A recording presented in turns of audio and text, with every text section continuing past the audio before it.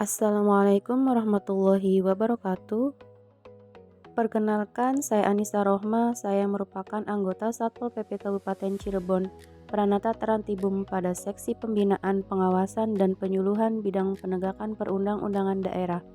Saya merupakan anggota dari orientasi P3K Kabupaten Cirebon, angkatan ketiga.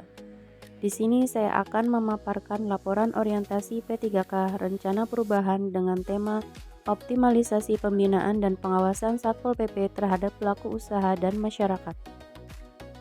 Yang melatar belakangi dari orientasi ini bahwa menurut Undang-Undang Nomor 5 2024, P3K merupakan bagian dari aparatur sipil negara yang bertugas mendukung penyelenggaraan pemerintahan secara profesional, kompeten, dan berintegritas. Satpol PP Kabupaten Cirebon diarahkan untuk mendukung sistem pemerintahan dalam penegakan peraturan daerah, penyelenggaraan ketentraman dan ketertiban umum, serta perlindungan masyarakat. Orientasi ini penting bagi P3K di Satpol PP agar mampu menjalankan tugas penegakan perda, menjaga ketertiban umum, dan memberikan pelayanan kepada masyarakat secara profesional. Kegiatan orientasi P3K ini dilaksanakan mulai tanggal 25 Mei sampai dengan 30 Juni 2026.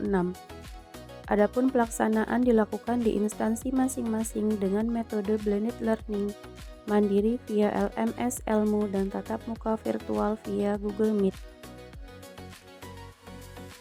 Maksud dari orientasi ini adalah mampu memahami program orientasi serta mengenal nilai dan etika instansi pemerintah, serta mampu mengaktualisasikan nilai-nilai dasar ASN berakhlak.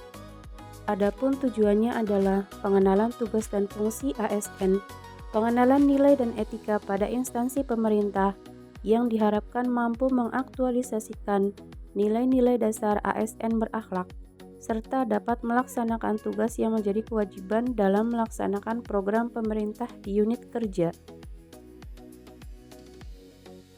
Pemerintahan Kabupaten Cirebon mempunyai visi misi untuk mewujudkan Kabupaten Cirebon beriman, yaitu Kabupaten Cirebon bersih, Kabupaten Cirebon inovatif, Kabupaten Cirebon maju, Kabupaten Cirebon agamis, dan Kabupaten Cirebon aman.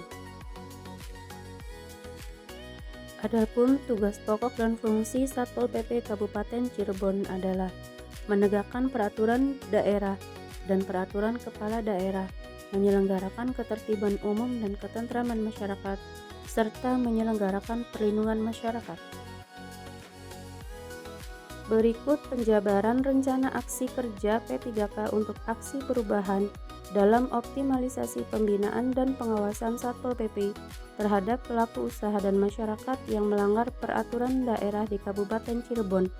Kegiatannya yang pertama, pengumpulan data; kedua, penyusunan rencana aksi; ketiga, koordinasi dan konsultasi; keempat, penyusunan media edukasi; kelima, pelaksanaan pembinaan dan pengawasan; keenam, pendataan dan dokumentasi; ketujuh, pemberian teguran tertulis; kedelapan, pelaksanaan penindakan; kesembilan, penyusunan laporan hasil; kesepuluh, evaluasi kegiatan pembinaan dan pengawasan.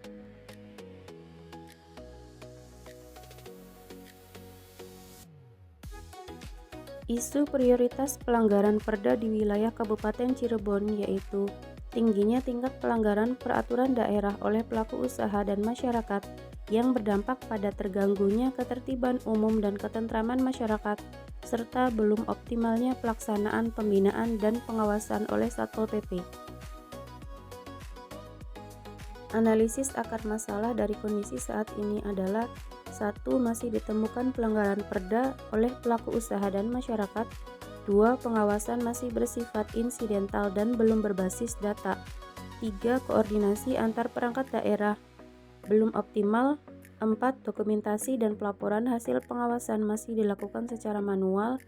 5. Kesadaran hukum masyarakat dan pelaku usaha masih rendah, sehingga dampak yang ditimbulkan adalah: 1. Meningkatnya jumlah pelanggaran perda. 2. Menurunnya efektivitas penegakan perda. 3. Potensi konflik sosial dan gangguan ketertiban umum. 4. Rendahnya kepatuhan pelaku usaha terhadap regulasi daerah. Dari analisis tersebut kita terapkan aksi perubahan, optimalisasi pembinaan pengawasan Satpol PP terhadap pelaku usaha dan masyarakat yang melanggar peraturan daerah di Kabupaten Cirebon. Dari aksi tersebut kita terapkan dengan prinsip SMART. 1. Spesifik. Fokus pada 48 kali kegiatan pembinaan dan pengawasan. 2. Terukur. Target penurunan tingkat pelanggaran Perda sebesar 15%. 3. Dapat dicapai. Program sesuai kapasitas sumber daya Satpol PP. 4. Relevan. Mendukung tugas Satpol PP dalam penegakan Perda, penyelenggaraan ketertiban umum, dan ketentraman masyarakat. 5. Berbatas waktu, bahwa aksi perubahan dilakukan selama 12 bulan. Tahapan capaian untuk aksi perubahan optimalisasi pembinaan dan pengawasan dilakukan pada triwulan pertama, yaitu persiapan pendataan, triwulan kedua penyusunan SOP dan sosialisasi, triwulan ketiga pembinaan dan pengawasan, triwulan keempat monitoring, evaluasi, tindak lanjut, serta penyusunan laporan.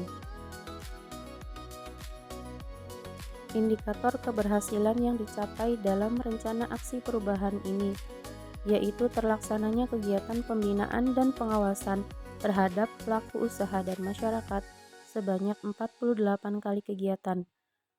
Tercapainya persentase yang diharapkan 100%, ketepatan waktu penyelesaian selama 12 bulan.